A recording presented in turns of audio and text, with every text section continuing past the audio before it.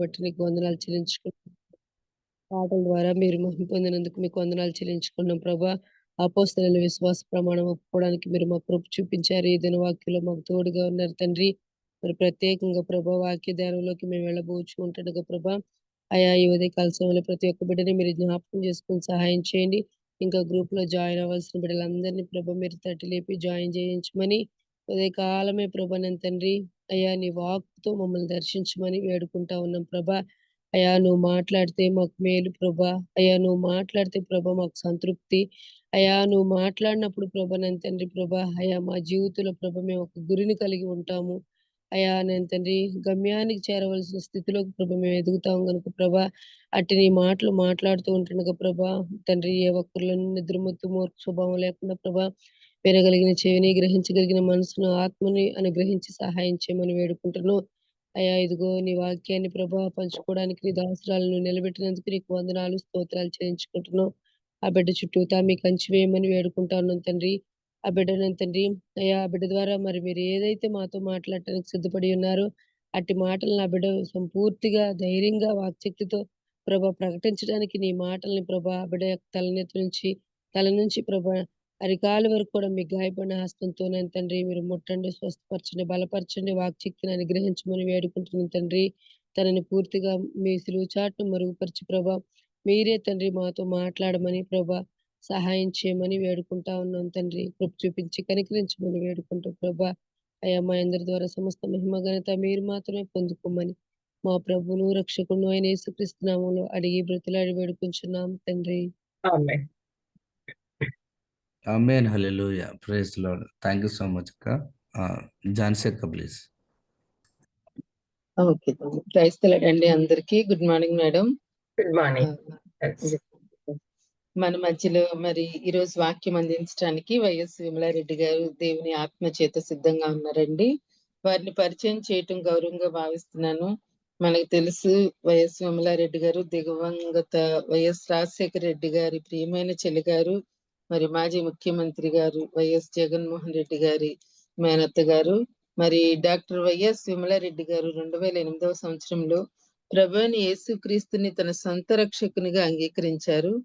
వారి జీవితం ఎనడలా దేవుని పిలుపుకు ప్రతిస్పందనగా సువార్తను ప్రకటించటం ప్రారంభించి పరిచర్యను మరింత ప్రభావితంగా చేయుటకు గాను విమలారెడ్డి గారు BD, MTh, MA Christian studies శ్రద్ధాసక్తులతో అభ్యసించారు. వారి విశిష్ట పరిచర్య మరియు నాయకత్వ పరిణతులకు గుర్తింపుగా వారు గౌరవ డాక్టరేట్ను పొందుకున్నారు. ప్రస్తుతం డాక్టర్ విమలారెడ్డి గారు TCEEFI-కు చైర్పర్సన్ గా మరియు హగ్గ ఇండియాకు ఉపాధ్యక్షురాలుగా సేవలు అందిస్తున్నారండి. అందరం చక్క శ్రద్ధగా వాక్యాన్ని విందామండి. ఎవరు అన్మ్యూట్ చేసుకోవద్దండి, అందరూ మ్యూట్ లోనే ఉంటూ వాక్యాన్ని విందాం. Welcome madam. Thank you Jhansi. Thank you Johnson. దేవుడు నాకు ఇచ్చిన గొప్ప అవకాశాన్ని బట్టి దేవునికి వందనాలు. చిన్న ప్రార్థన చేసుకుందాం. దయామయడ యేసునాయన తండ్రి స్తోత్రం ప్రభా. ఈ ఉదయకాలం ఇక్కడ చేరిన ప్రతి ఒక్కరిని పేరు పేరున దీవించి కాపాడండి. ఉదయాన్నే లేచి మీ సన్నిధికి వచ్చి విజ్ఞాపనలు ప్రార్థనలు చేసుకొని వాక్యం వినే భాగ్యము ఈ బిడ్డలందరికీ కూడా దయచేసినందుకు మీకు స్తోత్రం నాయన. దానివల్ల వాళ్ళ జీవితాలు మారిపోయి ఉంటారని నమ్ముతూ మీకు స్తోత్రం చెల్లిస్తున్నాను నాయన. తండ్రి వాళ్ళు మారడమే కాకుండా అనేక మందిని మీ రాజ్యంలోకి తీసుకొచ్చేదానికి కూడా అవకాశం ఇమ్మని వేడుకొంచున్నాం. కృపమైడ ఈరోజు నేను మాట్లాడబోయే మాటలన్నీ కూడా మీ మాటలుగా ఉండేటట్టు చేయమని యేసుక్రీస్తు నామమున వేడుకొంచున్నాను తండ్రి. ఆమేన్. గత 35-36 రోజుల నుంచి శిలువ ధ్యానాలు చాలా మంది చేస్తూ ఉన్నారు. దాన్ని బట్టి దేవునికి వందనాలు. శిలువలో మనకు జరిగే గొప్ప అద్భుతాలు గురించి ఈరోజు మనం మాట్లాడుకుందాము. 2 కొరింథీ 5:17లో పౌలు ఏమంటున్నాడు? ఎవడైనను క్రీస్తునందున్న ఎడల వాడు నూతన సృష్టి, ఇదిగో సమస్తము కొత్తవాయను, సమస్తము పాతవన్నీ తొలగించబడినాయి అని చెప్పి రాయబడింది కదా. పాతవి గతించను, ఇదిగో కొత్తవాయను అని రాయబడింది.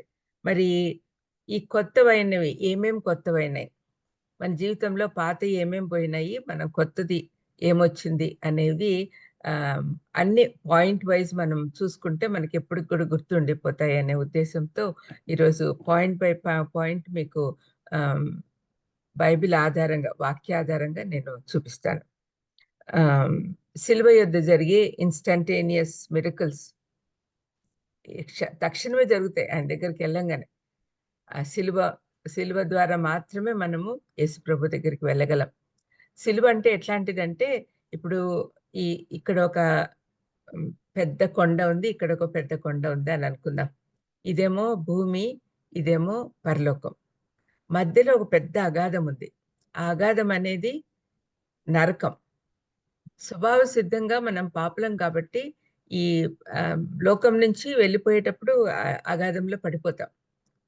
అది మనకు రావాల్సిన శిక్ష. కానీ యేసు ప్రభు తన సిలువ ద్వారా ఒక బ్యారియర్ కట్టారు ఈ కొండకు ఆ కొండకు మధ్యలో. దాని మీద మనం నడిచిపోతేనే మనం పరలోకానికి వెళ్ళగలము అనేది జస్ట్ ఇమాజిన్ దట్. అది యేసు ప్రభు సిలువ అనేది మనకు చాలా ప్రాముఖ్యం. ఎందుకంటే మనం పరలోకానికి వెళ్ళాలి అంటే అదొక్కటే మార్గం. నేను తప్ప వేరే మార్గం లేదు అని యేసు ప్రభు చెప్పాడు. నా ద్వారా తప్ప పరలోకానికి వెళ్ళే దారే లేదు అని తనంతట తనే చెప్పాడు. నేనే జీవం, మార్గం, సత్యం అని చెప్పి. మరి అటువంటి యేసయ్యను గురించి, ఆ సిలువలో జరిగిన అద్భుతాల గురించి మనము ఒకదాని తర్వాత ఒకటి జ్ఞాపకం చేసుకుందాం. మొదటిది, చీకటిలో నుండి వెలుగుకు వస్తాం.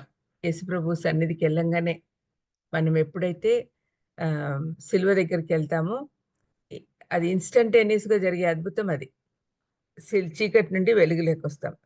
చీకటి అంటే ఈ లోకంలో ఉండే పాపంకు చిహ్నంగా ఉంది, గుర్తుగా ఉంది. ఈ పాపం అనే చీకటిలో నుంచి వెంటనే యేసు అనే వెలుగులోకి మనము జంప్ చేస్తామన్నమాట, ఇన్స్టంటేనియస్గా. అందుకనే ఇది చాలా అద్భుతం. మనం ఇమాజిన్ చేసుకోలేము. ఇంతకుముందు చీకట్లో జీవిస్తున్న వాళ్ళము ఆయన వెలుగులోకి వచ్చేస్తాం. ఎంత అద్భుతంగా ఉంటుంది మన జీవితం. కీర్తనకారుడు 119, 105లో ఏం చెప్తున్నాడు? నీ వాక్యము నా పాదములకు దీపమును, నా త్రోవకు వెలుగునై ఉన్నది. ఈ వాక్యం అందరికి తెలుసు.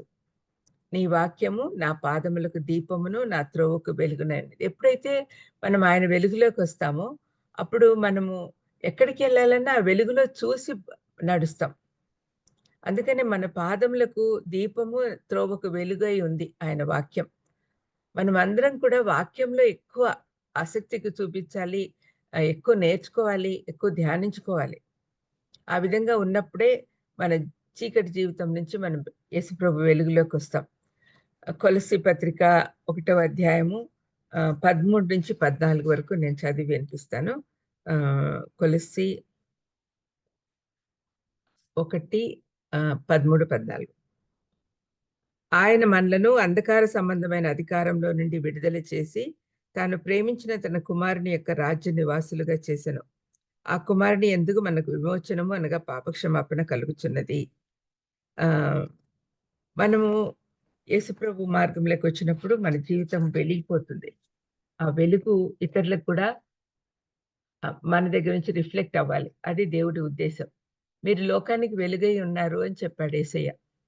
మనం లోకానికి వెలుగై ఉన్నాము అంటే మనము ఇతరులను కూడా ఆ వెలుగులోకి లీడ్ చేయాలి అనేది కూడా మనం నేర్చుకోవాలి. రెండవది, మరణం నుండి జీవంలోనికి వస్తాం. నేను ఇంతకుముందు కొండ, లోయ అని చెప్పాను కదా. మనము సహజంగా పోవాల్సింది మరణంలోకి. కానీ యేసుప్రభు మనల్ని రక్షించి తన నిత్య జీవంలోకి తీసుకెళ్తాడు ఎప్పుడైతే మనం సిలువ దగ్గరకు వస్తామో అప్పుడు. సిలువే నా శరణాయనురా అని పాడుకుంటాం కదా. సిలువ తప్ప మనకు వేరే శరణు లేదు. మనము రక్షింపబడాలి అంటే తప్పనిసరిగా సిలువ దగ్గరికి పోవాల్సిందే. నిత్య జీవంలోకి పోవాలి అంటే సిలువ దగ్గరికి పోవాల్సిందే. ఎఫెసీ పత్రిక 2వ అధ్యాయము.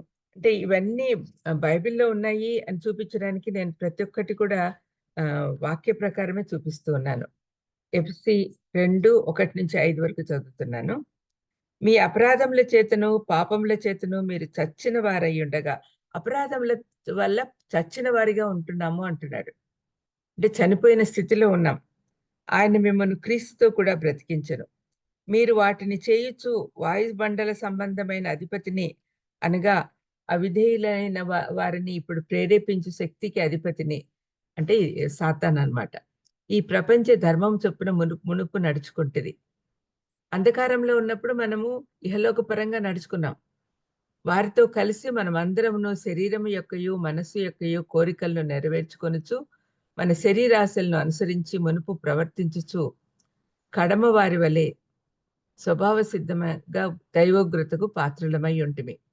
అయినను దేవుడు కరుణా సంపన్నుడై ఉండి, మనము మన అపరాధముల చేత చచ్చిన వారమై ఉండినప్పుడు సైతం మన ఎడల చూపిన తన కృప చేత మీరు రక్షింపబడి ఉన్నారు అంటున్నాడు. పౌలు చాలా చక్కగా అర్థం చేసుకొని అన్ని విషయాలు కూడా మనకు బోధిస్తూ ఉన్నాడనమాట. ఎఫ్‌సీ పత్రిక 2వ అధ్యాయంలో మనం చదువుకున్నట్లు, మనం ఎప్పుడైతే పాపంలో ఉన్నామో అప్పుడు మనం చచ్చిన స్థితిలో ఉన్నాం. చచ్చిపోయి ఒక తాగుబోతు చచ్చిపోయాడనుకుందాం. చచ్చిపోయినప్పుడు ఏమవుతుంది? వాడు బాగా తాగేవాడు. కొంతమంది అంటారు చూడండి, తాగుబోతు దగ్గరికి బాటిల్ తీసుకొస్తేనే ప్రాణం లేసొస్తుంది అని. అట్లేం లేసి రాదండి. చనిపోయిన వాడిలాగానే ఉంటాడు.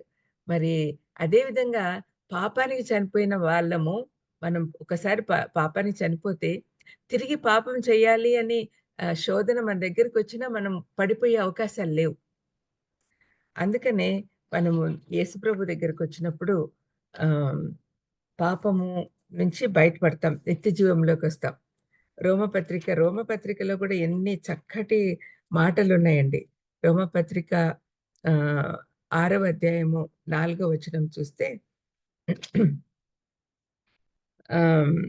కాబట్టి తండ్రి మహిమ వలన క్రీస్తు మృతుల్లో నుండి ఎలాగూ లేపబడెనో, అలాగే మనమును నూతన జీవం పొందిన వారమై నడుచుకొనున్నట్లు మనం బాప్తిస్మం వలన మరణంలో పాలు పొందుటకై ఆయనతో కూడా పాతిపెట్టబడితిమి.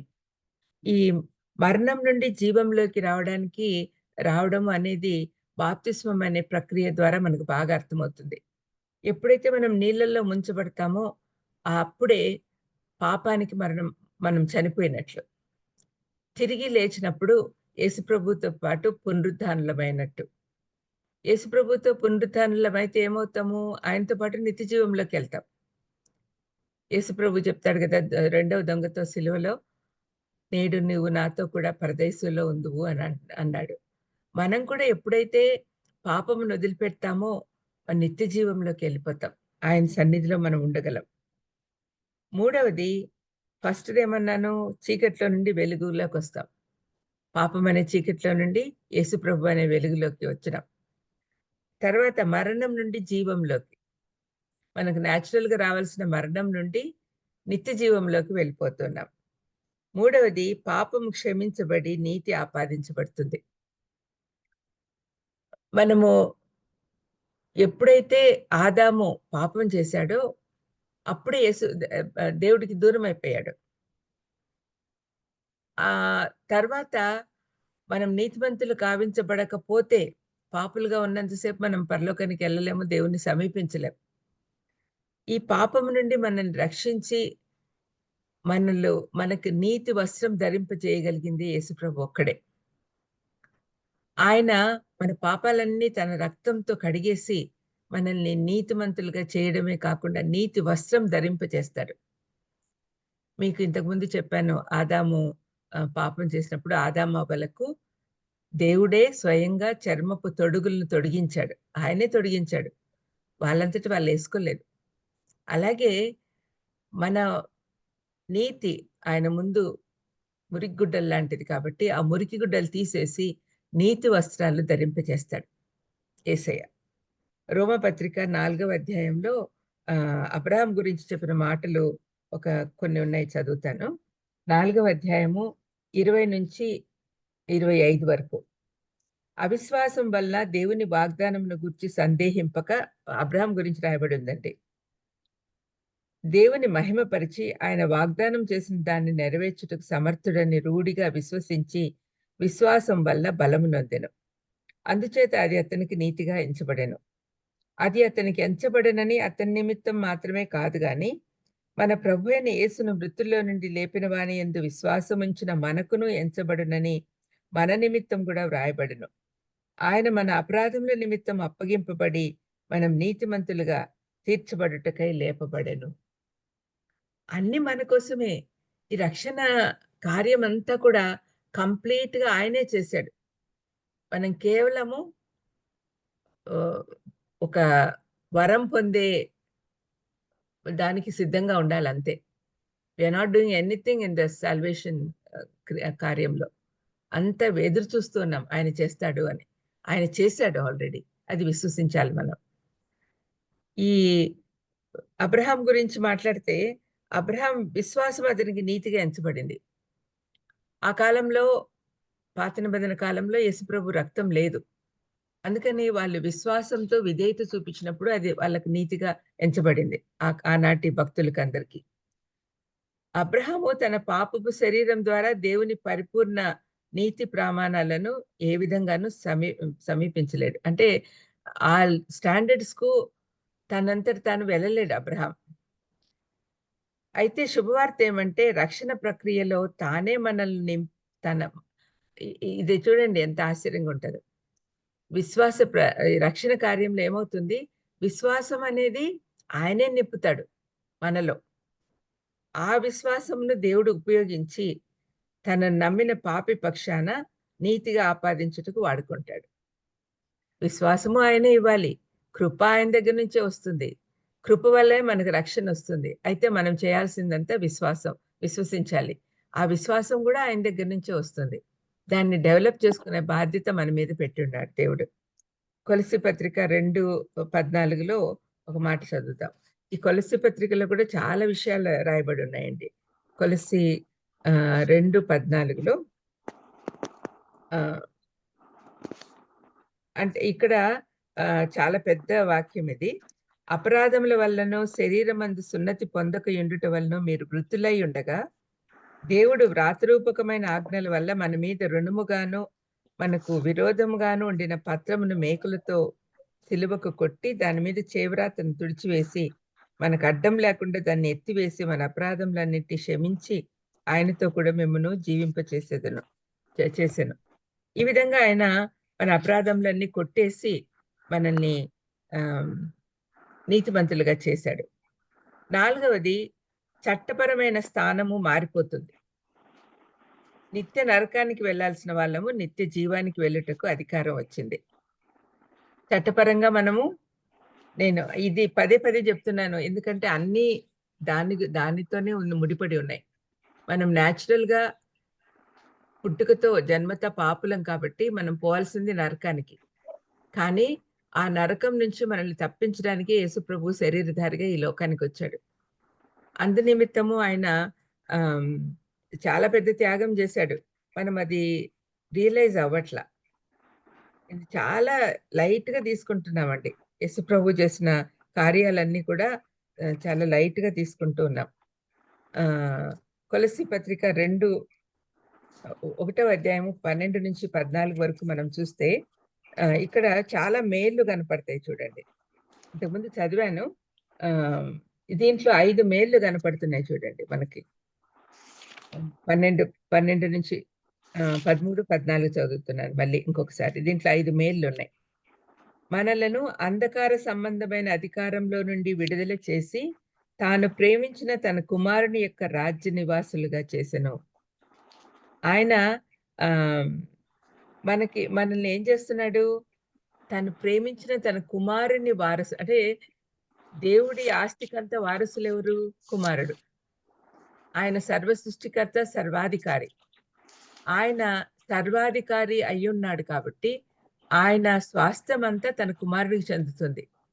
కానీ మనల్ని తన కుమారులుగా చేసుకొని అంధకార శక్తిలో నుంచి మనల్ని విడుదల చేసి మనకు ఆ స్వాస్థ్యంలో భాగం ఇస్తూ ఉన్నాడు.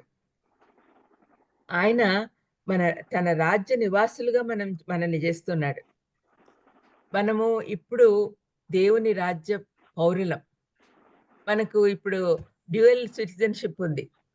మనం ఒక పక్క ఇండియన్ సిటిజన్స్ అయినా కూడా మనకి సిటిజన్స్ ఆఫ్ హెవెన్, మనం దేవుని రాజ్య నివాసులం. ఆయన రాజ్యానికి మనల్ని నివాసులుగా చేసుకుంటూ ఉన్నాడు. ఆ కుమారుని యందు మనకు విమోచనం కలిగి ఉంది. విమోచనం, మన పాపం నుంచి విమోచనం, పాప శక్తి నుంచి విమోచనం మనకు కలిగి ఉంది. అంతేకాకుండా పాప క్షమాపణ కలిగి ఉంది. పాప క్షమాపణ కూడా మనకు కలిగి ఉంటున్నాం. ఈ పాప క్షమాపణ అనేది చాలా ముఖ్యం. మనం క్షమించబడకపోతే మనం పరలోకానికి వెళ్ళలేం. మనము పాపులుగా ఉన్నంత సేపు పవిత్రుడైన దేవుని దగ్గరికి వెళ్ళలేం. కాబట్టి ఈ సిలువ దగ్గర జరిగిన అద్భుతాలన్నీ మనం ఆలోచిస్తూ ఉంటే ఎంత మాట్లాడినా తనివి తీరదండి. ఎందుకంటే అది లేకుంటే మనం పరలోకానికి వెళ్ళలేం. సిలువ, ఆయన మరణ పునరుద్ధానం లేకుంటే క్రైస్తవ్యం అనే మాటే లేదు. ఆయన కేవలం ఇక్కడ ఈ లోకంలో పుట్టి ఉంటే ఎంతోమంది మహానుభావులు పుడుతున్నారు, చనిపోతున్నారు. అంతే అయ్యుండేది. కానీ ఆయన సిలువలో భయంకరమైన శ్రమలు అనుభవించి, శ్రమలెందుకు అనుభవించాడు? మన పాపాన్నంతా ఆయన వీపుపై మోసుకున్నాడు. పాపమునకు శిక్ష మరణం.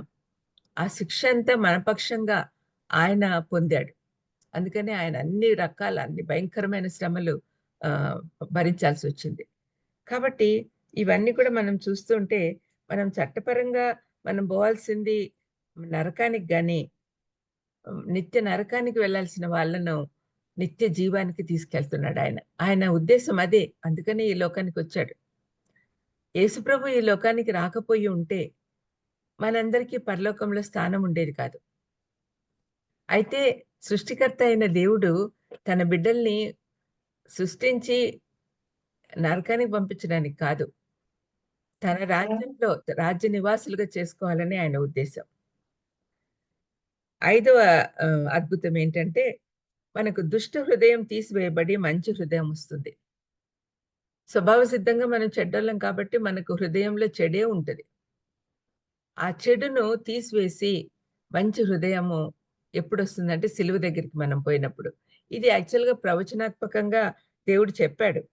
యెహెజ్కేలు 36, 25-27 వరకు నేను చదువుతున్నాను. యెహెజ్కేలు 36, 25-27 వరకు. మీ అపవిత్రత యావత్తు పోవునట్లు నేను మీ మీద శుద్ధ జలమును చల్లుదును. మీ విగ్రహముల వలన మీకు కలిగిన అపవిత్రత అంతయు తీసివేసేదను. నూతన హృదయము మీకిచ్చేదను. నూతన స్వభావం మీకు కలుగజేసేదను. రాతి గుండె మీలో నుండి తీసివేసి మాంసపు గుండెను మీకు ఇచ్చేదను. నా ఆత్మను మీ యందుంచి నా కట్టడలను అనుసరించు వారిని గాను, నా విధులను గైకొని వారిగాను మిమ్మల్ని చేసేదను అంటున్నాడు. ఆల్రెడీ దేవుడు ప్రెడిక్ట్ చేశాడు. మీ హృదయాలు మారుస్తాను, మీరు మంచిగా అయ్యేటట్టు చేస్తాను అని చెప్పి. ఆ విధంగానే ఆయన చేస్తూ ఉన్నాడు. ఇంకా రోమాపత్రిక 8వ అధ్యాయంలో కూడా కొన్ని మాటలు మనం చూస్తాం. 5-8 వరకు ఉన్న వాక్య భాగంలో శరీరానుసారులు శరీర విషయముల మీద మనస్సునంతురు, ఆత్మానుసారులు ఆత్మ విషయముల మీద మనస్సునంతురు. శరీరానుసారమైన మనస్సు మరణం, ఆత్మానుసారమైన మనస్సు జీవమును సమాధానమునై ఉన్నది. ఏలయనగా శరీరానుసారమైన మనస్సు దేవునికి విరోధమై ఉన్నది. అది దేవుని ధర్మశాస్త్రమునకు లోబడదు, ఏమాత్రమును లోబడనేరదు. కాగా శరీర స్వభావం కలవారు దేవుణ్ణి సంతోషింపనేరరు. ఇప్పుడు మనం ఎప్పుడైతే కఠిన హృదయాలుగా ఉంటున్నామో, దుష్ట హృదయం కలిగి ఉన్నామో, అప్పుడు మనము శరీర సంబంధులుగానే ఉంటాం, ఆత్మ సంబంధులుగా మారం. మనం చర్చిలో ఉన్నా కూడా 2 రకాల మనుషులు కనపడుతున్నారు. శరీరానుసారులు, ఆత్మానుసారులు. రెగ్యులర్‌గా చర్చికెళ్తున్నా కూడా మనం ఇంకా శరీర సంబంధమైన ఆశలు కలిగి ఉండి, దుష్టత్వము మనసులో నింపుకొని ఉంటున్నాం. అది ఎప్పుడు తీసివేయబడుతుందంటే, మనము నిస్వార్థంగా ఏ భయము లేకుండా సిలువ దగ్గర చేరినప్పుడు. సిలువ దగ్గర చేరినప్పుడు ఈ అద్భుతం జరుగుతుంది. మనలో నుంచి దుష్టత్వం తీసివేయబడి మంచి నింపబడుతుంది. అది దేవుడు అలాగా అద్భుతంలాగా చేస్తాడు. మనకు అర్థం కాకపోవచ్చు కానీ అది మన జీవితంలో జరుగుతున్నది, జరిగింది అని మనం నమ్మాలి కూడా. 6వది ఏంటంటే, దేవునితో శత్రువుగా ఉన్న మనము సమాధాన పడతాం.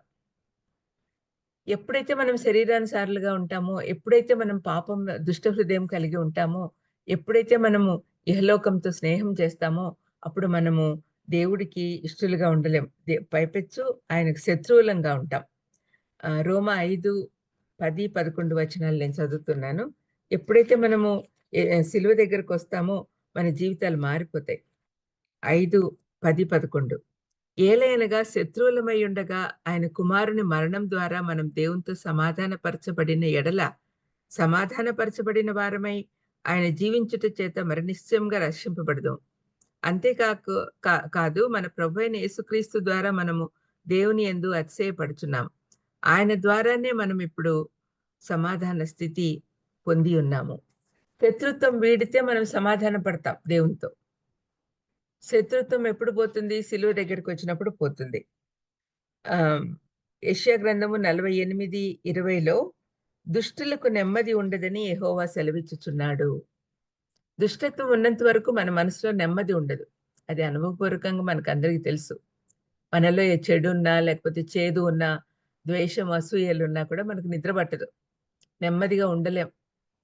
ఆ నెమ్మది ఉండదు అని చెప్పిన మాటకి యెషయా 52:17లో నీతి సమాధానంను కలుగజేయును అని చెప్తున్నాడు యెషయా ప్రవక్త. ఈ సమాధానం ఎప్పుడొస్తుంది? మనం నీతిమంతులుగా తీర్చబడినప్పుడు. నీతిమంతులుగా ఎప్పుడు తీర్చబడతాము? సిలువ యొద్దకొచ్చినప్పుడు. ఆ విధంగా మనకు దుష్టత్వం వీడి సమాధానం నెలకొల్పుకుంటే మనం దేవునితో సమాధాన పడతారు. దేవునితో సమాధాన పడ్డాక దేవుడు మనకు 7 ఆశీర్వాదాలు ఇస్తాడు. దేవుడితో మనం సమాధాన పడ్డాక ఆయన 7 ఆశీర్వాదాలు ఇస్తాడు. మొదటిది దేవునితో సమాధానం. రెండవది దేవుణ్ణి సమీపించగలం. ఇంతకుముందు ఒక పెద్ద పాత నిబంధన కాలంలో మందిరము, ప్రత్యక్ష గుడారం ఎలాగా తయారు చేశారంటే వాళ్ళు ఫస్ట్‌ది ఆవరణం. అక్కడ అన్యులు ప్రార్థన చేసుకునేదానికి అదొక స్థలం. పవిత్ర స్థలం, పరిశుద్ధ స్థలం. ఆ పరిశుద్ధ స్థలంలో యాజకులు, యూదులు వెళ్ళొచ్చు. కానీ అతి పరిశుద్ధ స్థలం అని ఇంకొకటి ఉంటుంది. దాంట్లో దేవుని మందసం ఉంటుంది. ఆ మందసం దగ్గరికి కేవలం ప్రధాన యాజకుడు మాత్రమే సంవత్సరానికి ఒక్కసారి ఎంటర్ అవ్వగలడు. యేసుప్రభు చనిపోయినప్పుడు ఆ అతి పరిశుద్ధ స్థలానికి, పరిశుద్ధ స్థలంకి ఉన్న మధ్య ఒక పెద్ద తెర ఉంటుంది. ఆ తెర పైనుంచి కింది వరకు చీల్చివేయబడింది. అది ఎందుకు చీల్చివేయబడిందని చెప్పబడిందంటే, అది దాదాపు ఒక 6 సెంటీమీటర్ల థిక్‌నెస్‌తో ఒక చిన్న స్కేల్ అంత వెడల్పు ఉంటుంది. తర్వాత ఎంతో ఎత్తు ఉంటుంది. దాన్ని ఒకవేళ కింద నుంచి చింపితే మనుషులు చింపారని అనుకుంటారని దేవుడే స్వయంగా పైనుంచి చింపుతున్నాడు. దాదాపు 10, 12 అడుగుల ఎత్తు ఉంటుందది. పైనుంచి దేవుడే చింపేస్తున్నాడు. అంటే ఇక మీకు, నాకు మధ్యలో తెర లేదు. You are all welcome to come into my presence అంటున్నాడు. ఆ తెర చిరిగిపోయింది. ఆ తెర చిరిగిపోయిన తర్వాత మనము దేవుని సన్నిధికి రాగలం. తర్వాత మహిమతో నిండిన నిరీక్షణ. మహిమతో కూడిన నిరీక్షణ. మన నిరీక్షణ ఏంటి? మనం చనిపోయిన తర్వాత దేవుని దగ్గరికెళ్ళిపోతాం. యేసుప్రభుని నమ్మిన వాళ్ళందరూ మధ్యాకాశానికి ఎత్తబడతారు. తర్వాత 4గో పాయింట్ ఏంటంటే, మనకు యేసుప్రభు సారూప్యంలోనికి మారేదానికి అవకాశం వస్తుంది. దేవుని క్రైస్తవ లక్షణాలన్నీ కూడా మనకు అలవడతాయి ఒక్కొక్కటిగా. నెక్స్ట్‌ది ఏంటంటే, దేవుని ప్రేమ మనలో నింపబడుతుంది. దేవుని ప్రేమ ఎప్పుడొస్తుందంటే, మనం సిలువ దగ్గరికి పోయినప్పుడే. ఆయన ప్రేమ ఎప్పుడు అర్థమవుతుందంటే, సిలువను అర్థం చేసుకున్నప్పుడే. ఆయన సిలువలో ఎందుకు మరణించాడు? మనల్ని ప్రేమించాడు కాబట్టి. యోహాను 3:16లో చెప్పినట్టు, దేవుడు లోకంని ఎంతో ప్రేమించెను కాగా తన అద్వితీయ కుమారుడిని మన కోసం పంపించాడు అని చెప్పి రాయబడింది. మరి ఆయన ప్రేమ అక్కడికొస్తేనే మనకు అర్థమవుతుంది. పౌలు విశ్వాసుల కోసం చేసిన ప్రార్థనలో ప్రధానమైనది ఇదే. వీళ్ళందరూ కూడా నీ ప్రేమ యొక్క వెడల్పు, పొడవు, ఎత్తు, లోతు అన్నీ కూడా తెలుసుకునేదానికి సహాయం చేయండి దేవా అని ప్రార్థన చేస్తాడు. మనం కూడా అలాంటి ప్రార్థన చేయాలి. దేవుని ప్రేమను మనం అర్థం చేసుకొని దాన్ని మనలో నింపుకోవాలి. ఆయనే నింపుతాడు. ఎప్పుడైతే మనం నిజంగా రక్షణ పొందుతామో ఆ రోజు నుంచి మనలో ప్రేమ నింపబడుతుంది. 6వది దేవుని ఉగ్రత నుండి రక్షణ. మనమందరం కూడా సహజంగా ఆయన ఉగ్రతకు పాత్రులం. కానీ యేసుప్రభు సిలువ మనల్ని ఆ ఉగ్రత నుండి తప్పించింది. దేవుని ఉగ్రత ఇక్కడుంటే, మనం ఇక్కడుంటే మధ్యలో సిలువ నిలబడింది. యేసుప్రభు నిలబడ్డాడు. ఆ ఉగ్రతంతా ఆయన మీద పడింది. అందుకని మనం తప్పించుకోగలిగాం. ఆ ఉగ్రత భరించే శక్తి ఎవరికీ ఉండదండి. చివరిగా మనం ఆయన స్నేహితులమవుతాం. స్నేహితులతో చాలా రహస్యాలన్నీ చెప్పుకుంటారు. ఇంట్లో వాళ్ళకి కూడా చెప్పలేని మాటలన్నీ కూడా స్నేహితులకు చెప్పుకుంటారు. మరి అటువంటి స్నేహము దేవునితో కలిగి ఉంటే అంతకు మించి మనకి ఇంకేం అవసరం ఉండదు. ఏడవ పాయింట్ ఏంటంటే సిలువ దగ్గర జరిగే అద్భుతంలో ఏడవది, పాపానికి బానిసలుగా ఉన్న మనము దేవునికి బానిసలవుతాం. పాపమునికి ఇది మనము మామూలుగానే పాపం చేసిన వాళ్ళంగా ఉన్నాము. అంధకారంలో జీవిస్తూ ఉన్నాం. అప్పుడు పాపానికి బానిసలం. అంటే సైతానుకు బానిసలుగా ఉన్నాం. కానీ ఎప్పుడైతే యేసుప్రభు వెలుగులోకొస్తామో ఆటోమేటిక్‌గా మనము దేవునికి బానిసలవుతాం. యాక్చువల్‌గా ఇది రోమా 6:16-23 వరకు చదవండి. దీంట్లో మనకేమర్థమవుతుందంటే, దేవుడు మనల్ని బానిసలుగా చేసుకునే ఉద్దేశం లేదు. యేసుప్రభు మనల్ని తన ప్రశస్తమైన రక్తంతో కొన్నాడు. కొన్నాడు కాబట్టి మనం ఆయనకు బానిసలుగా ఉండాలి. కానీ ఆయన మనల్ని బానిసలుగా చేసుకోలా. బానిసలుగా ఉండమని అడగటంలే. ఫ్రీ విల్ ఇచ్చాడు. స్వతంత్రులు చేశాడు. మీరు స్వతంత్రంగా ఉన్నారు. You can live as you like. Free will ఇచ్చాడు. కానీ మనము కృతజ్ఞతా భావంతో ఆయనకెప్పుడు గూడా కట్టు బానిసల్లాగా ఉండాలి అని మనం నిర్ణయం తీసుకోవాలి. పౌలంతటి వాడు ఏమన్నాడు? నేను కట్టు బానిసను అన్నాడు. మరి అటువంటి బానిసత్వము కలిగి ఉండాలి. చాలామంది తప్పు అలా అనకూడదు. మనం బానిసలం గాదు. మనం దేవుని కుమారులము అంటారు. Yes, of course we are his children, his family members. But మన మనసులో కృతజ్ఞత ఎలా ఉండాలి అంటే, మనం ఆయన ప్రభువుగానే అంగీకరించాలి. ఆయన బానిసత్వంలో ఉండడానికి ఇష్టపడాలి. పాత నిబంధన కాలంలో రోమా సామ్రాజ్యంలో బానిసలు ఎక్కువ ఉండేవాళ్ళు కదా! వాళ్ళని 7 సంవత్సరాలకి ఒకసారి విడుదల చెయ్యాలి అని యూదులు రూల్ పెట్టారు. 7 సంవత్సరాలకోసారి విడుదల చేయాలి అన్నప్పుడు ధర్మశాస్త్రం ప్రకారం అది. రోమీయులకు వర్తించదు. కానీ ధర్మశాస్త్రం ప్రకారం యూదులకు అది ఆచారం. అయితే కొంతమంది ఏం చేస్తారంటే వాళ్ళ యజమానులు ఎంత ప్రేమిస్తారంటే వాళ్ళ దగ్గర నుంచి వెళ్ళిపోయేదానికి ఇష్టపడరు. అప్పుడు మేము మీ దగ్గరే ఉంటాము అన్నప్పుడు చెవికి ఒకటి కుచ్చుతారనమాట. హోల్ పెడతారు. ఆ హోల్ ఉండే వాళ్ళందరూ కట్టు బానిసలనమాట. వాళ్ళందరూ కూడా ఎప్పుడు కూడా వాళ్ళ దగ్గరే ఉండిపోతారు ఇష్టపూర్వకంగా. వాళ్ళని బానిసలని కన్సిడర్ చెయ్యరు గానీ వీళ్ళు బానిసలే. మరి ఆ విధంగా మనం కూడా బానిసలుగా ఉండాలి. 8వ అద్భుతం ఏంటంటే, సాతాను కుమారుడు దేవుని కుమారుడిగా దత్తత చేయబడతాడు. ఈ మాటలు భలే అద్భుతంగా ఉంటాయి. 8వ అధ్యాయము రోమా 8:15. రోమా 8:15లో మనం దత్తపుత్రులం గావించబడినాము అని చెప్పబడింది. ఏలయనగా మరలా భయపడుటకు మీరు దాస్యపు ఆత్మను పొందలేదు గాని దత్తపుత్రాత్మను పొందితిరి. ఆ ఆత్మ కలిగిన వారమై మనం అబ్బా తండ్రి అని మొరపెట్టుచున్నాము. ఈ దత్తపుత్రత్వము అనేది యూదులకు చాలా ఇంపార్టెంట్. వాళ్ళు దత్తత చేసుకున్నప్పుడు పెద్ద హంగామా చేస్తారనమాట. పెద్ద పండుగలాగా. చాలా రోజులు పండుగలు ఆచరిస్తారు. అయితే దత్తపుత్రులకు, సొంత పుత్రులకు ఉన్న తేడా ఏంటంటే పుత్రులు లేనప్పుడే కదా దత్తత చేసుకుంటారు. కానీ పుత్రులు ఉండేవాళ్ళు కూడా కొంతమంది దత్తత చేసుకుంటారు. దత్తత చేసుకున్నప్పుడు దత్తత పుత్రుల్ని ఇంకా ప్రేమగా చూసుకుంటారు. వాళ్ళకి రూల్ ఏమంటే ఇప్పటికి కూడా ఉంది గవర్నమెంట్‌లో రూల్. ఎవరైనా దత్తత తీసుకోవాలనుకుంటే వాళ్ళు ముందే వాళ్ళ ఆస్తిలో భాగం రాసివ్వాలి ఆ చిన్న బిడ్డకి. అలాగా దత్తత తీసుకున్న వాళ్ళకి చాలా ఇంపార్టెన్స్ ఇస్తారు.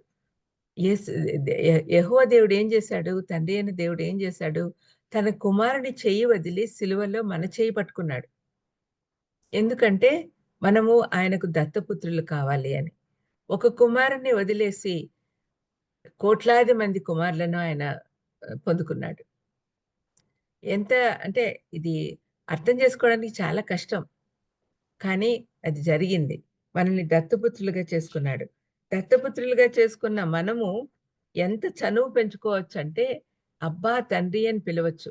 డాడీ, పప్పా అని దేవుడిని పిలిచే విధంగా దేవుడు దత్తత చేసుకున్నాడు మనల్ని. ఎంత ఆశీర్వాదకరం. ఇవి మనం గుర్తించిన రోజున మన హృదయము ఆనందంతో నిండిపోతుంది. మనం సంతోషంగా ఉండగలం. మనం దేవుని బిడ్డలం. We can call God as daddy. ఇటువంటి ఆశీర్వాదం ఎవరికన్నా ఉంటుందండి? మరి ఆ విధంగా మనము ఆయన బిడ్డలంగా చేయబడ్డాం. 9వ అద్భుతం ఏంటంటే, సున్నతి చేయబడని హృదయము సున్నతి పొంది క్రీస్తును హృదయపూర్వకంగా ప్రేమిస్తూ అంతరంగంగా ఆత్మీయ పునరుద్ధానం కలుగుతుంది. యాక్చువల్‌గా ద్వితీయోపదేశకాండ 36లో ఈ ఆహ్, సున్నతి కార్యక్రమము దేవుడు చెప్పాడు. తన ఏర్పాటు చేసుకున్న జనాంగంతో అదొక ఆహ్, రూల్ లాగా పెట్టాడన్నమాట. అది ధర్మశాస్త్రం ప్రకారం. ఏమంటున్నాడు ద్వితీయోపదేశకాండ 36లో, నీవు బ్రతుకుటకై నీ పూర్ణ హృదయముతోనూ, నీ పూర్ణ ఆత్మతోనూ నీ దేవుడైన యెహోవాను ప్రేమించునట్లు, నీ దేవుడైన యెహోవా తనకు లోబడుటకు నీ హృదయమునకు నీ సంతతి వారికిని వారి హృదయమునకును సున్నతి చేయము అని మోషే ఆర్డర్ ఇచ్చాడు. మీ హృదయమునకు సున్నతి. మామూలుగా సున్నతి అంటే ఒక అంగంకు ఉండే ఒక చిన్న స్కిన్ తీసేస్తారు. Four skin. అయితే ఈ హృదయం సున్నతి చేయబడ్డం అనేది ఏంటంటే, కఠిన హృదయం మీద ఒక పెంకులాగా కఠినత్వం ఉంటుంది. దాన్ని కోసేయమంటున్నాడు దేవుడు. దాన్ని సున్నతి చేయాలి అంటున్నాడు. ఆ సున్నతి కార్యక్రమం ఎక్కడ జరుగుతుందంటే సిలువ యొద్ద జరుగుతుంది. విరిగి నలిగిన హృదయంతో దేవుని సన్నిధికి వెళ్ళాలి గానీ, మనము గర్వంతో, కఠిన హృదయంతో మనం వెళ్ళలేం. అది సిలువ యొద్దకెళ్ళంగానే మన హృదయంకి సున్నతి జరుగుతుంది. అది అప్పటి నుంచి మన జీవితాలే మారిపోతాయి. పదవ అద్భుతం ఏంటంటే తిరిగి జన్మిస్తారు. ఒకసారి జన్మించిన వాళ్ళు మళ్ళీ తిరిగి జన్మించడం ఏంటి అని అనుకుంటారా? యేసుప్రభువే చెప్పాడు. యోహాను 3వ అధ్యాయంలో నికోదేము అనే ధర్మశాస్త్రోపదేశకుడొచ్చి అడుగుతున్నాడు. పరిసయ్యుడు. ఆయనకు అన్నీ తెలుసు. అయినా కూడా ఆయన ఏమంటున్నాడు? బోధకుడా, ఆహ్, నువ్వు అదే ఆయన బోధకుడా, నువ్వు దేవుని యొద్ద నుండి వచ్చిన బోధకుడు అని మేము ఎరుగుదుము. దేవుడు అతనికి తోడై ఉంటే గాని నువ్వు చేయుచున్న సూచక్రియలను ఎవడు చేయలేడని ఆయనతో చెప్పెను. అందుకు యేసు అతనితో ఒకడు కొత్తగా జన్మించితేనే కానీ అతడు దేవుని రాజ్యంని చూడలేడని నీతో నిశ్చయంగా చెప్తున్నాను అనెను. అందుకు నికోదేము, ముసలివాడైన మనుషుడు ఎలాగు జన్మింపగలడు?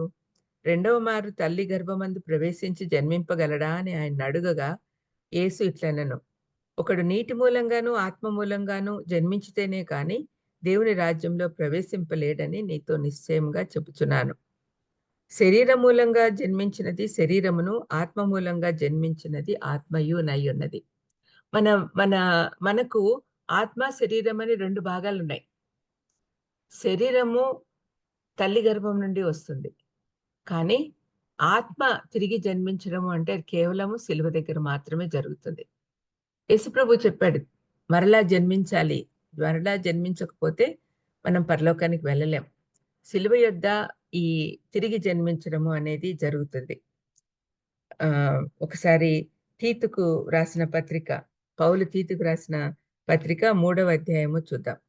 3వ అధ్యాయంలో పౌలు ఏమంటున్నాడో చూస్తాం. పౌలు రాసిన విషయాలన్నీ మనం చదివితే చాలా విషయాలు మనం అర్థం చేసుకోగలం. అతను అర్థం చేసుకున్నంత చక్కగా ఇంకెవరూ అర్థం చేసుకోలే బైబిల్‌లో. ఎందుకంటే యేసుప్రభు పాదాల దగ్గర నేర్చుకున్నాడు పౌలు. తనకు అన్ని అవగాహన బాగా వచ్చినాయి. శిష్యులు 3.5 సంవత్సరం ఆయనతో ఉన్నా కూడా వాళ్ళకి లేని జ్ఞానము పౌలుకి ఎలా వచ్చింది అంటే, పౌలు ఆయనను ప్రభువుగా అంగీకరించిన తర్వాతనే నేర్చుకున్నాడు. శిష్యులు ఆయనని కేవలం బోధకుడుగా, ఒక ప్రవక్తగా చూశారు కాబట్టి వాళ్ళకి సరిగ్గా అర్థం కాలేదు. ఆ స్టేజెస్‌లో పేతురు అర్థం చేసుకున్నాడు. పునరుద్ధానుడు అయిన తర్వాత ఆఫ్‌కోర్స్ అందరూ అర్థం చేసుకున్నారు. ఈయన నేర్చుకున్నది చాలా ఎక్కువుంది. తీతుకు 3:6 వరకు ఇక్కడ ఏమంటున్నాడంటే, మనము కూడా మునుపు అవివేకులమును, అవిధేయులమును, మోసపోయిన వారమును, నానా విధములైన దురాశలకును, భోగములకును దాసులమునయ్యుండి, దుష్టత్వమునందును అసూయందును కాలం గడుపుచు అసహ్యులమై ఒకరినొకడు ద్వేషించుచు ఉంటిమి కాని మన రక్షకుడైన దేవుని యొక్క దయయు మానవుల ఎడల ఆయనకున్న ప్రేమయు ప్రత్యక్షమైనప్పుడు మనము నీతిని అనుసరించి చేసిన క్రియల మూలంగా కాక తన కనికరం చొప్పుననే పునర్జన్మ సంబంధమైన స్నానం ద్వారాను పరిశుద్ధాత్మ మనకు నూతన స్వభావం కలుగజేయుట ద్వారాను మనల్ని రక్షించను అంటున్నాడు. పరిశుద్ధాత్మ దేవుడు మనలో ఉన్న రక్షింపబడిన ప్రతి ఒక్కరిలో కూడా పరిశుద్ధాత్మ దేవుడు ఉంటాడు. మరి ఆయన మనలో ఉన్నప్పుడు మన జీవితము మారిపోతుంది. మనం తిరిగి జన్మించినట్టుగా తెలుసుకోగలం. 11వ అద్భుతం ఏమంటే పరిశుద్ధాత్మను పొందుతాం. ఇంతకుముందు మనలో పరిశుద్ధాత్మ లేడు. ఎప్పుడైతే రక్షణ పొందుతామో సిలువ యొద్దకు వచ్చి మనల్ని ప్రభువుని సొంత రక్షకునిగా అంగీకరిస్తామో ఆ రోజు నుంచి మనలో పరిశుద్ధాత్మ దేవుడు మనలో సీల్ చేయబడి ఉన్నాడు. ఈ పరిశుద్ధాత్మ గురించి ఎఫ్సి పత్రికలో రాయబడిన మాటలు మనం అర్థం చేసుకోవాలి. నేను ఇంతకు ముందన్న మీకు చెప్పింటానేమో, పరిశుద్ధాత్మ మనలో ఉన్నాడండి.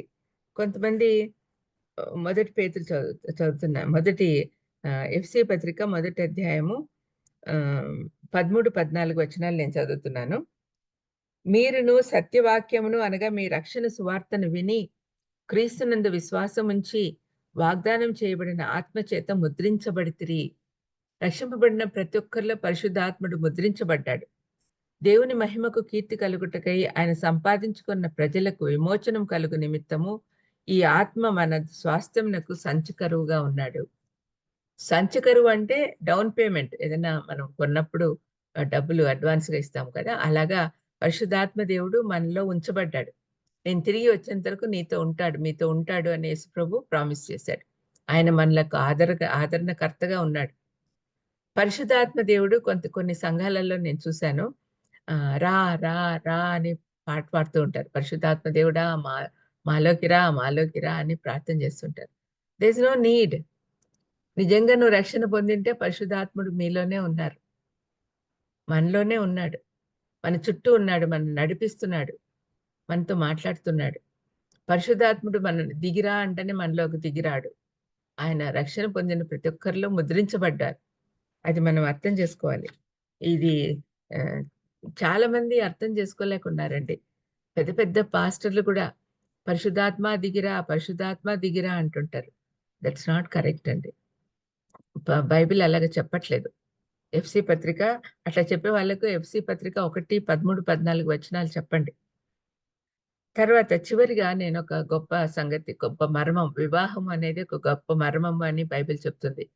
ఈ వివాహ బంధం ఎవరికి మధ్యలో ఏర్పడింది అంటే వధువైన సంఘానికి, వరుడైన యేసయ్యకు.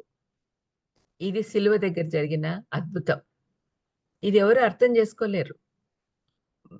వివాహ బంధం ఏంటి? మనం తండ్రి అని పిలుస్తాం కదా, మనము అన్నా అని యేసుప్రభుని అంటాం కదా.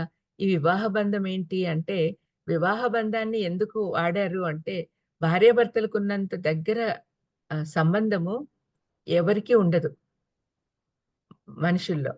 మరి అటువంటి సంబంధం అది వివాహ వ్యవస్థ ఏర్పాటు చేసినప్పుడు దేవుడు ఏమన్నాడు? ఆదికాండం 3వ అధ్యాయంలో 2వ అధ్యాయంలో భార్యాభర్తలు ఇద్దరు ఏక శరీరమై ఉందరు అన్నారు. మరి అంత క్లోజ్నెస్ దేవునితో మనకు కలిగి ఉంటాం. మనం రక్షణ పొందిన తర్వాత వివాహ బంధం, వరుడు యేసు, వధువు సంఘం. మనం పరలోకానికి వెళ్ళిన తర్వాత తండ్రి అయిన దేవుడు మన తండ్రి అయితే, మన వరుడు యేసుప్రభు అయితే, పరిశుద్ధాత్మ దేవుడు మన స్నేహితుడుగా మనం నడిపించేవాడిగా ఉంటాడు. ఇది దేవుని కుటుంబం. ఈ విధమైన అద్భుతాలు మన జీవితంలో జరుగుతాయి. ఇంతవరకు 12 ఇన్స్టంటేనియస్ అద్భుతాలు చెప్పాను కదా మీకు. అన్నీ మనం పొందుకుంటూ ఉన్నాం. అన్నీ we are very happy with what all we are having. సిలువ దగ్గర మనం ఎన్ని అద్భుతాలు జరుగుతున్నాయి, అన్ని మనం పొందుకుంటున్నాము, వీఆర్ హ్యాపీ. బట్ మనం ఏం చేస్తున్నాం ఇన్ రిటర్న్? మనం ఏమన్నా చేస్తున్నామా? మనం కూడా ప్రయత్నం చేయాలండి. ఇవన్నీ దేవుడు ఫ్రీగా ఇస్తున్నాడు, కానీ దానికి బదులుగా మనము కమిటెడ్ జీవితం జీవించాలి. ఆయన మనల్ని మనము ఆయనకు సమర్పించుకోవాలి. ఆ సమర్పణ జీవితము చూడాలంటే మనము కేవలము బైబిల్‌లో పౌలు జీవితము, పౌలు ప్రతి ఒక్క మాట అద్భుతంగా మాట్లాడతాడు. జీవించుట క్రీస్తే, మరణించుట మంచిది అంటాడు. నేను చనిపోతేనే సంతోషము అని అంటాడు. బ్రతుకుట క్రీస్తే, చావైతే లాభం అంటాడు. ఇలాగా చాలా మాటలన్నాడు. మరి మనం ఏం చేయాలా? ఒక 4 విషయాలు మీకు చెప్తాను. అది గుర్తుంచుకోండి. మనము దేవునికి ఏం చేయాలి అని. మనకి ఇన్ని మేళ్ళు చేశాడు గదా! మనం ఏం చేయాలి అనేది ఒకసారి గుర్తు చేసుకుందాం.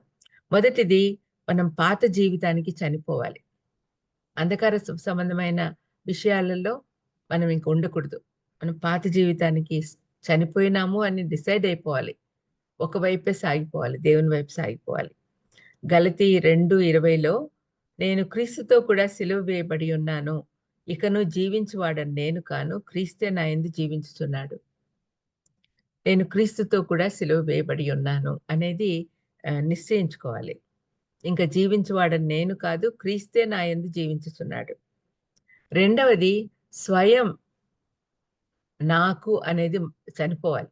నేను అనేది చనిపోవాలి. Die to self centered life. Self centered life నుంచి మనం బయటికి రావాలి. డిఎల్ మోడీ గారు అంటున్నారు, I have died to my ambitions అంటున్నాడు. డిఎల్ మోడీ గారికి ఎన్నన్నా ఉద్దేశాలు, అంబిషన్స్ ఉండొచ్చు. కానీ క్రీస్తు దగ్గరికి వచ్చినప్పుడు నా అంబిషన్స్‌కి అన్నిటికి నేను చనిపోయాను అన్నాడు. డిఎల్ మోడీ గారి అంతటి గొప్ప సేవకుడు చాలా అరుదుగా కనపడతాడు. మరి అగస్టిన్ గురించి అందరికీ తెలుసు కదా! Saint Augustine. ఆయన చాలా చెడ్డగా ఉండేవాడు. ఆయన కోసం వాళ్ళ తల్లి ప్రార్థన చేసి తర్వాత ఆమె చనిపోయిన తర్వాత ఆయన దేవుని వైపు వచ్చాడు. ఒక పెద్ద స్టేట్మెంట్ కూడా ఇస్తాడు. నా తల్లి కన్నీటి దారిలో నేను ఆ ప్రవాహంలో ఈదుకుంటూ సిలువ దగ్గర చేరాను అన్నాడు. ఒక గొప్ప స్టేట్మెంట్ అది. ఆయన మార్పు ఎలా చూపిస్తున్నారు అంటే, ఆయన ఒకరోజు చాలా మంది గర్ల్ ఫ్రెండ్స్ ఉండేవాళ్ళు. చాలా చెడ్డ అలవాట్లుండేయి మునుపు. కానీ బోర్న్ అగైన్ ఎక్స్‌పీరియన్స్ వచ్చిన తర్వాత ఆయన నడుస్తూ వెళ్తూ ఉన్నప్పుడు ఎనకాల నుంచి ఒక అమ్మాయి, చాలా క్లోజ్ ఫ్రెండ్ అన్నమాట. అగస్టిన్ అని పిలుస్తుంటే పలకట్ల. ఇనిపిస్తుంది గానీ పలకలేదు. ఆమెకి చకచక నడుచుకుంటూ వచ్చి, "ఏంటి పిలుస్తుంటే ఇనపడడం లేదా? ఎందుకు పలకట్లేదు" అని అడిగితే, "ఇట్ ఈస్ నాట్ ఐ" అన్నాడంట. నేను కాదు అగస్టిన్‌ని అని అన్నాడు. అంటే ఆ అగస్టిన్ చనిపోయాడు. ఇప్పుడు నేను కొత్త అగస్టిన్‌ను అని ఆమెకు చెప్పాడు. అలాగ ఉండాలన్నమాట. New creation. తర్వాత మూడవదేంటంటే డెత్ టు ఫ్లెష్. శరీరానికి చనిపోవాలి. శారీరక వాంఛలకు చనిపోవాలి. మనలో ఉన్న దేవుడు సాతాను కంటే చాలా గొప్పవాడు. అందుకే ఎన్ని శోధనలొచ్చినా దేవుని వైపు చూస్తూ ఉంటే దాంట్లో నుంచి మనం బయటపడగలం. నాలుగవది, ప్రపంచానికి చనిపోయి ఉండాలి. Dead to the world. Dead to the flesh, dead to the world. గలతీ 6:14లో పౌలు అంటాడు, నేను లోకమునకు నేనును సిలువ వేయబడి ఉన్నాము. ఈ మాటలు మనం అర్థం చేసుకోవాలంటే అనుభవించి తీరాలండి. మనం ఎప్పుడు దేవునికి మనము లోకానికి ఎప్పుడు సిలువ వేయబడి ఉన్నాము అంటే, we don't care for all the luxuries or what all is happening in the world. చాలా శోధనలున్నాయండి లోకంలో. ఆ శోధనలో మనం పడనంత సేపు మనము లోకానికి చనిపోయి ఉన్నాము అని అనుకుంటే ఆ శోధనలే గావు. మన దగ్గరికి రాలేవసలు. మరి లోకమునకు నేనును సిలువ వేయబడి ఉన్నాము అనేది నా పర్సనల్ ఎక్స్‌పీరియన్స్‌లో ఒక మాట చెప్తాను. మా ఇంట్లో చాలామంది, మా అత్తగారి వైపు అందరూ గూడా హిందువులుగానే ఉన్నారు. వాళ్ళ దగ్గరికి నేను పోవాల్సొస్తుంది అప్పుడప్పుడు. పోతాను. కానీ ఎక్కువ సేపు ఉండలేను వాళ్ళ దగ్గర. అంతేకాకుండా కొంతమంది, మా ఆయన ఉన్నప్పుడు చాలా మంది స్నేహితులుండేవాళ్ళు. రోజంతా వస్తూ పోతూ ఉండేవాళ్ళు. అటువంటి వాళ్ళని నేను తర్వాత కలవలే. నా హస్బెండ్ చనిపోయిన తర్వాత కలవలేదు. కానీ ఎప్పుడైనా పెళ్ళిళ్ళప్పుడు అలాగా మా ఆయన గుర్తొచ్చినప్పుడు వాళ్ళకి నేను గూడా గుర్తొస్తాను. మొదట్లో వెడ్డింగ్ కార్డ్స్‌గా ఇవ్వడానికి గానీ అట్లా వచ్చేవాళ్ళనమాట.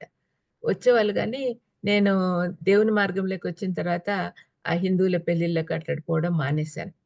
అంటే పోకూడదనేం రూల్ లేదు కానీ ఐ డోంట్ ఫీల్ కంఫర్టబుల్ అంతే. మరి ఇక్కడ మా సరౌండింగ్స్‌లో జరిగే వివాహాలైతే భయంకరంగా ఉంటాయి. అంటే వాళ్ళ నగలు, చీరలు, బట్టలు ఎక్స్‌పోజ్ చేసుకోవడానికి, ప్రదర్శించడానికి వస్తారేమో అనిపిస్తూ ఉంటది. నేను పోవడం మానేసిన తర్వాత వాళ్ళు ఈమె ఇంకెట్లాగో రాదులే అని చెప్పి పిలవడం కూడా మానేశారనమాట. అది లోకమునకు నేను చనిపోవడం అంటే. అది నా ఎక్స్‌పీరియన్స్. ఆ విధంగా మనము ఈ లోకంలో జరిగే అయ్యో! నన్ను పిలవలేదే అని బాధపడుతుంటే అది తప్పు. అది మనం లోకానికి చనిపోయినట్టు కాదు. Thank God they didn't call me అని అనుకుంటా నేనైతే. మరి ఆ విధంగా మనం ఉండగలిగినప్పుడే మనం లోకానికి సిలువ వేయబడి ఉన్నాం. అలాంటి స్టేజ్‌కి మనం రావాలి. తర్వాత ఆహ్, ఇవన్నీ గూడా మనం నేర్చుకోవాలి. ఒక రోజులో వచ్చేది గాదండి. మనం ఆత్మీయంగా ఎదిగే కొద్దీ ఈ లోకం ఏంటి? మనం దేవుని దగ్గర ఉండాలి. దేవుని సన్నిధిలో ఉండాలి. దేవుని సన్నిధిలో ఉన్న ఆనందం అనుభవించాలి అన్న ఆలోచన మనకు కలుగుతుంది. సిలువలో మన కోసం ప్రాణం పెట్టిన యేసయ్యకు మనం ఏం జేస్తున్నాం? మనం ఈ లోకానికి చనిపోవాలి. మనము శరీరానికి చనిపోవాలి. శరీర ఆశలకు చనిపోవాలి. ఈ ఈ విధంగా ఉండగలిగితే అప్పుడు మనం దేవుణ్ణి మహిమ పరిచినట్టుగా ఉంటుంది. దేవుడు అంటున్నాడు you can either have sin are you can have my son అంటున్నాడు. సిన్ ఆర్ మై సన్ నువ్వే చూజ్ చేసుకో. నీకు పాపం కావాలా? నా కొడుకు కావాలా? అని అంటున్నాడు దేవుడు. Getting rid of sin is like peeling of an onion layer upon layer getting tears. ఈ పాపం నుంచి బయటపడాలి అంటే ఎలా ఉంటుంది అంటే, ఒక ఉల్లిపాయ తీసుకొని తొక్కులన్నీ పైన తీస్తూ ఉంటారు గదండీ! తీస్తూ ఉన్నప్పుడు కళ్ళలో నీళ్ళొస్తూ ఉంటాయి. ఆ విధంగా మనలో నుంచి పాపం ఒక్కొక్క లేయర్ తీసేస్తుంటే, మనం కన్నీటితో ఆయన సన్నిధికి వెళ్తూ ఉంటామనమాట. పియర్సన్ అనే ఒక గొప్ప దైవ సేవకుడు చెప్తూ ఉన్నాడు. మనల్ని మనం పరీక్షించుకోవాలి. మనము పాపానికి, పాత జీవితానికి, స్వయంకు, ప్రపంచానికి చనిపోయి ఉన్నామా లేదా అని మనము డిసైడ్ చేసుకోవాలి. చిన్న ప్రార్థన చేసుకుందాం. దయామయుడ యేసు నాయన స్తోత్రం ప్రభా!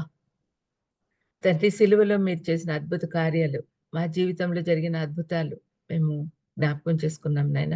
మరి మేము కూడా మీకు థాంక్‌ఫుల్‌గా ఉండేదానికి సహాయం చేయమని, ఇక్కడ ఈ ప్లాట్‌ఫార్మ్ ద్వారా విన్న వాళ్ళందరిని కూడా దీవించి, ఆశీర్వదించి, వాళ్ళ జీవితాలు మార్చుకునేదానికి సహాయం చేయమని, ఆర్గనైజర్స్‌ని దీవించండి తండ్రి. బాబీ గారిని, ఝాన్సీ వీళ్ళందరూ కూడా ఎవరెవరైతే హెల్ప్ చేస్తున్నారో వాళ్ళందరిని కూడా దీవించి, ఆశీర్వదించమని యేసుక్రీస్తు నామములో వేడుకుంటున్నాం తండ్రి.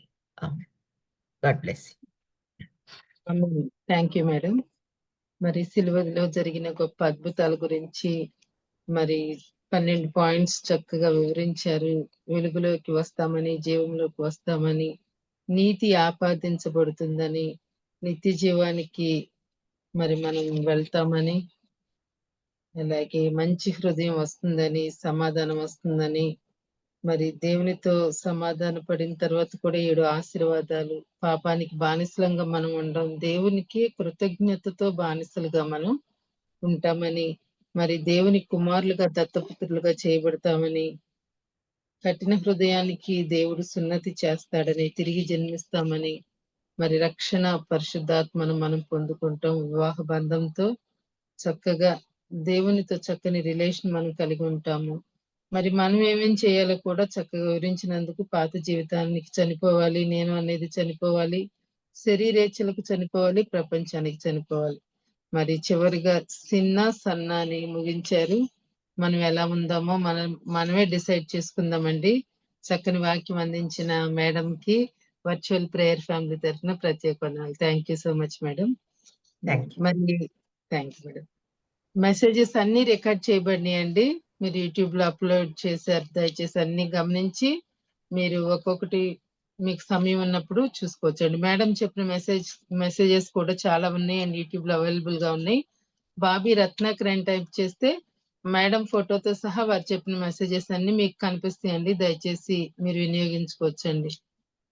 మన మధ్యలో ఉన్న పాస్టర్ జామి రవికుమార్ గారు ముగింపు ప్రార్థన, పరలోక ప్రార్థన ఆశీర్వాదం ఇవ్వాల్సిందిగా కోరుతున్నానండి. ఈ రోజు తమ్ముడు జాన్సన్ వాళ్ళ కొడుకుది బర్త్డే అండి. పేరు జాషువా.